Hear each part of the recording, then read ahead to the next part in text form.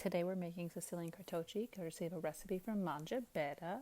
Essentially Sicilian donuts with cannoli cream, right? So to start, 480 grams of all-purpose flour, 50 grams of sugar, a teaspoon of salt, of course, for flavor. Give it a quick whisk, nothing fancy.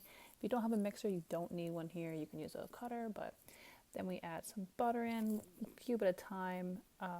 This is about a quarter cup of butter, a cup of warm milk with 8 grams of yeast that you bloomed, let it sit for 10 minutes, 1 egg and some vanilla. Honestly, you could do this whole thing in the mixer with a paddle attachment or with your dough hook. I chose today to take my aggression out and knead this thing. Fun fact, I had never heard of these things or seen them before I met my husband, and I always called them squirmy wormies because of what they looked like. And they are absolutely my favorite thing, but unfortunately at any Italian bakery, they will cost you an arm and a leg. So once the dough looks like this and it's stretchy and beautiful and just like bounces back when you touch it, this is when you're gonna let it sit, depending on the temperature of your house, maybe an hour, maybe 2. You want it to have doubled in size. Make some neutral oil on it before you put it in the pan. If you have a proofing setting on your oven, perfect. Otherwise, just cover it. After about 2 hours, I think this was like an hour and a half for mine. It was very humid. You take it and you cut it. You can use a knife. I use my bread cutter here. And you want them approximately 80 grams. I'm not going to lie. These all were definitely not 80 grams. I was kind of eyeballing it. Some of them were like 90. Some of them were like 85. Some of them were 100. Like, as long as they weren't too far off. Then you take each ball, roll them to about 12 inches. Again, there is no hard and fast rule here, guys. We're not building rockets. But I measured mine using my bench cutter again, my bench scraper again. 2 lengths of it would have been 1. So once I got that, I used my very fancy cannoli tubes. As you can see, I literally just took aluminum foil and rolled them up. You do not need fancy equipment here.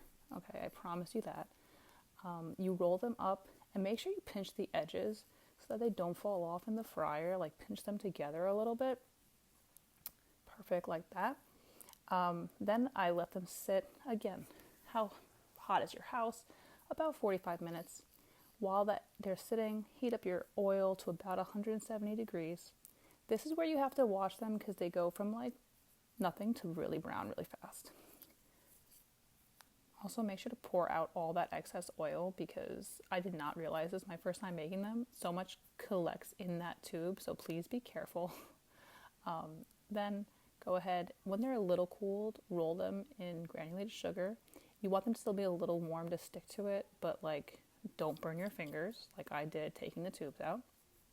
And then definitely let them cool about 15 minutes if you want to put them in the fridge. Then go ahead, and if you can buy cannoli cream 100%, I'll post a video on the one I made. It's super simple, but if you don't want to hassle that, buy it. And then look at that, it's delicious. My daughter literally could not wait to bite into this. You're going to see her hands in a second.